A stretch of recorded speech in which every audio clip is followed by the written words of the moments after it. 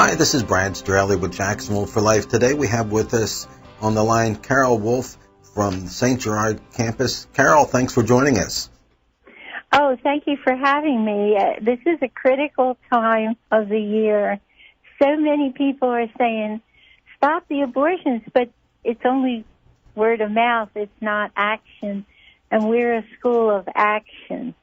And what is happening is so many young people have no clue whatsoever what they're doing or what they're getting into when they get seriously involved in sex. And we find that we have to educate a whole year as to why they got pregnant, how they got pregnant, and what the circumstances are. Because we're working with minors, and we are the only school for minors in the area. And pregnancies. What ages attend your campus? Okay, our youngest one was 12, and our oldest one was 20. The only reason we took the 20-year-old is because she was in human trafficking, and she saw us online, and she only needed a senior year, and we said, we can help you. Her mother had sold her to human trafficking, and this was in Jacksonville. So, we're picking up the pieces for the whole area. And people have forgotten us as far as donations. So let me explain what our program consists of. We have a pregnancy testing area.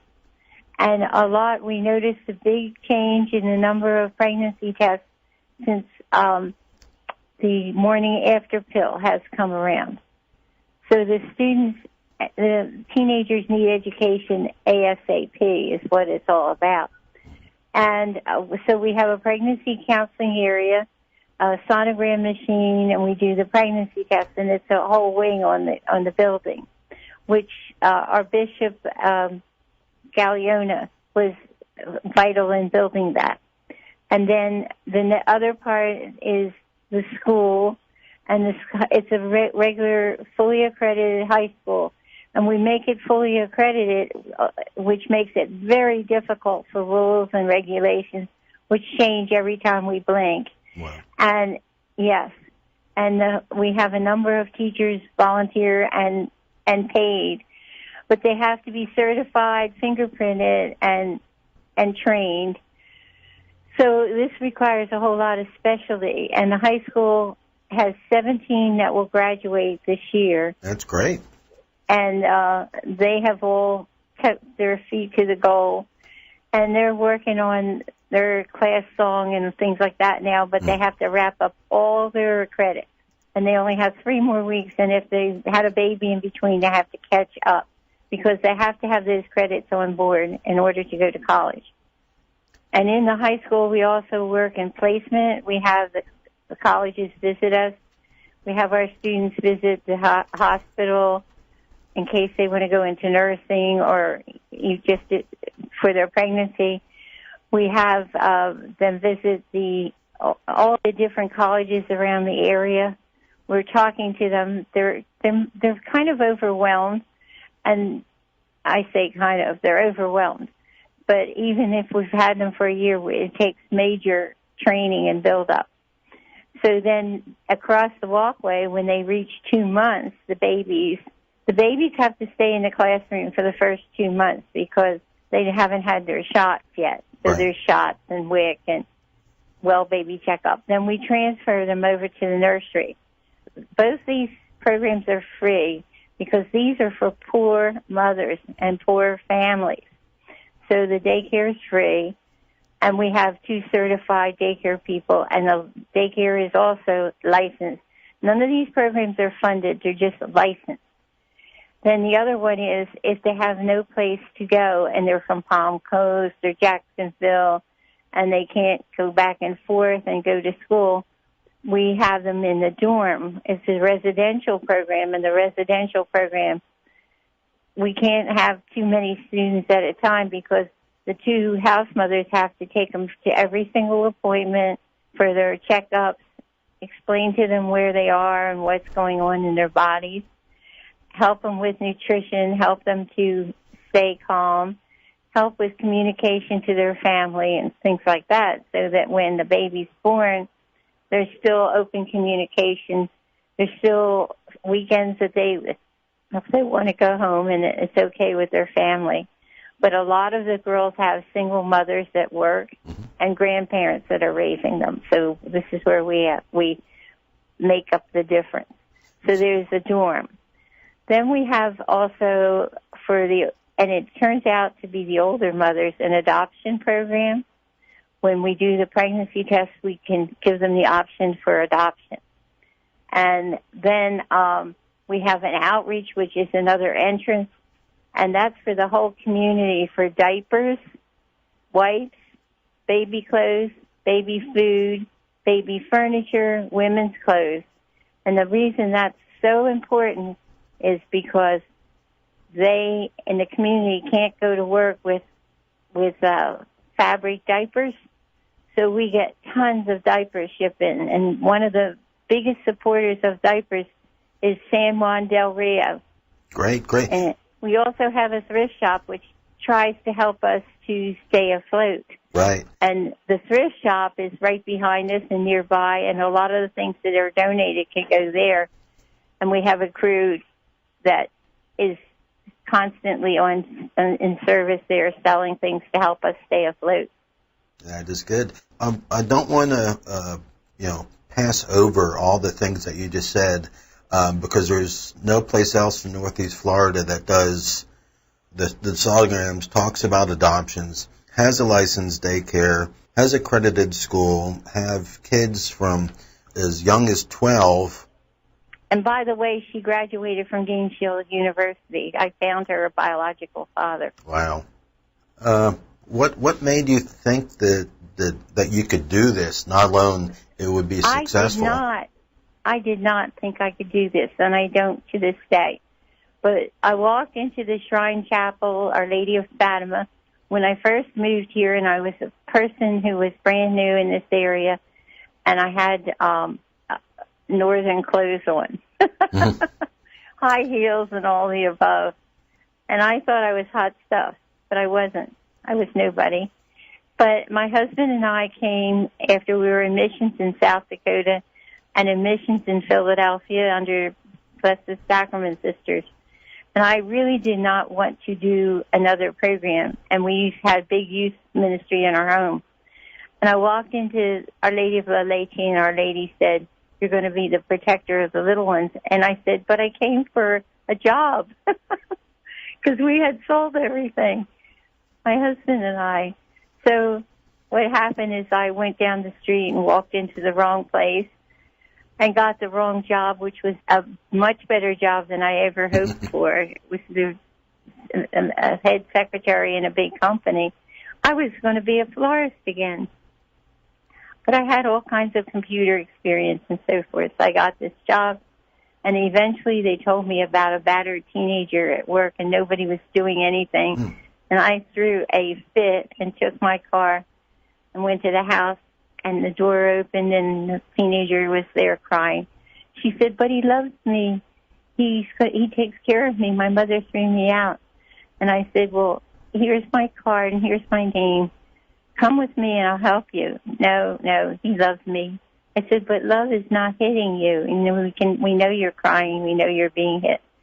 Next time I heard from her, she was in the hospital. He had swung a wide swing, broke the baby's jaw. So I came to the rescue. I left my job. I went to the hospital, and I had to plead her out of the situation. And I took her and the baby to a friend of mine in the church, in the cathedral, and they took her in as a mother to help with all the chores, and they had a great big house. They kept her for 2 years until she was able to get on her feet. In the meantime, I went to Catholic Charities, and they were just doing adoptions. I picked up 17 horrible cases the first day. I quit my job, and that was the beginning of St. Gerard Campus, 37 years ago. So now we have a science lab, a dorm, but we do not have any money this year. We are struggling to graduate our seniors.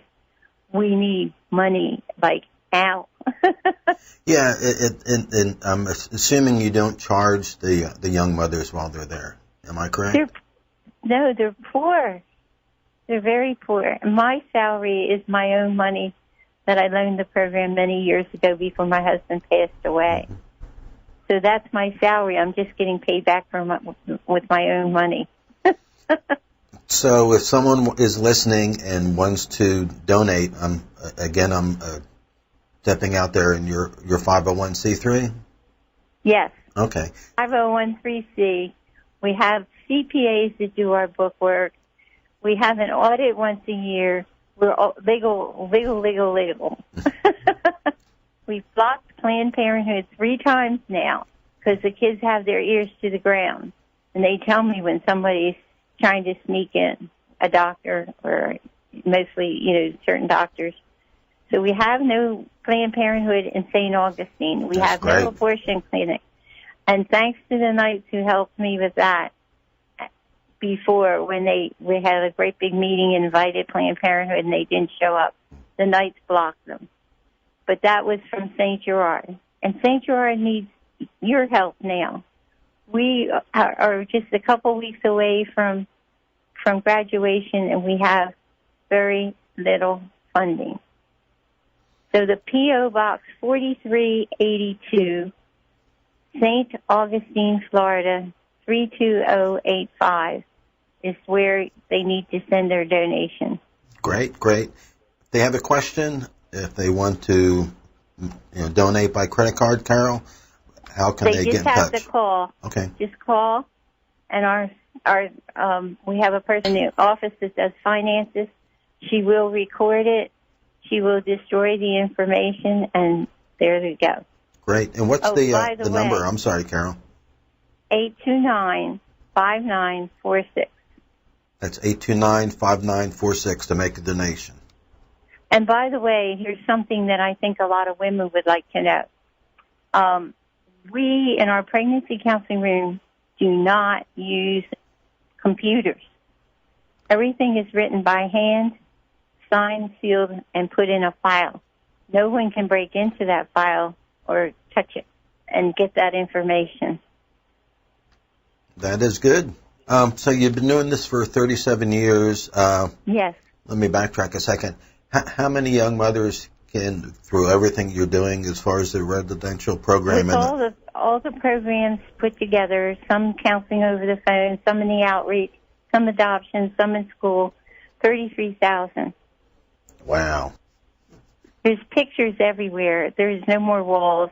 My closet has 19 fold-outs. I have albums. They're in a box under my desk. They're on the wall. They're everywhere. 33,000 mothers. How do you think, or women, how many babies do you think you've saved over the years, Carol? Well, it would be the same number. No, half, because some of them are happy to have their baby. Cut that in half. Great. How many can you house at a single time? Okay, we house about 5 at a time. That's all you can house and take care of all their needs. And that takes 2 house mothers 24/7. I can imagine. Because they have to run them back and forth. They take them to the hospital. They wait for their significant parents to come. If there's a parent, they're in labor and delivery, and sometimes there's not. So it depends. That depends.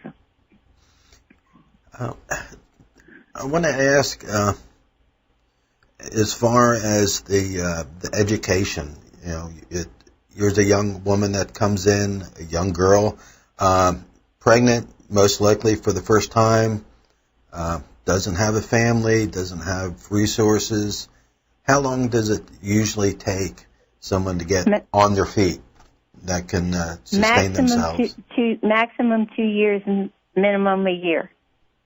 And they can do 4 years and 2 years. It's an accelerated program, 24 credits. And we bring in all these specialties, such as Epic next door that works on drugs and alcohol, the bankers, the health department, the Lamaze teachers. So we bring in all these different professionals to teach them. and they have classes. We teach psychology, physiology, sociology, math, science, English, you name it. So when they leave there, they're well prepared. That is good. So the young mother has her baby, she gets her degree, then what? Well, hopefully we have worked out her future. So we start about January working on her future. Mm-hmm. Where she's going to live, what income she's going to have, what school will give her a grant.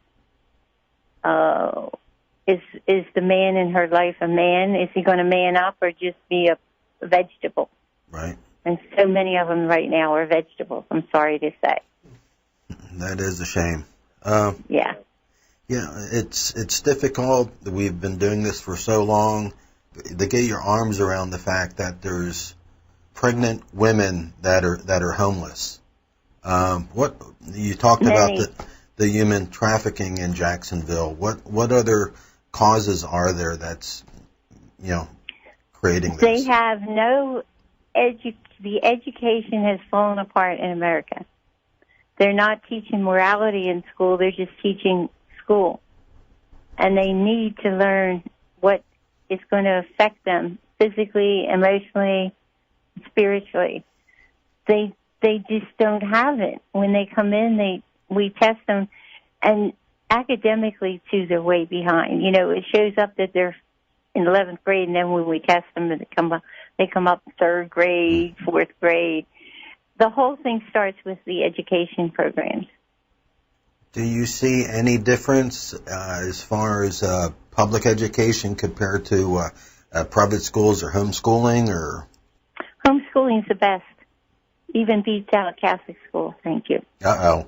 Well, we're in trouble now since we're on Catholic radio. Maybe we'll edit that out.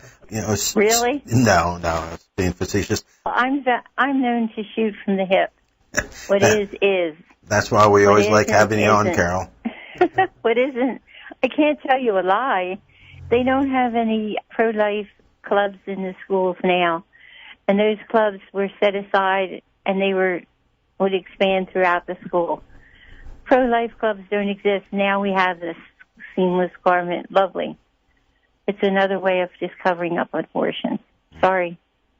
Yeah, and we have Planned Parenthoods in the public schools. I'm involved in all this mess.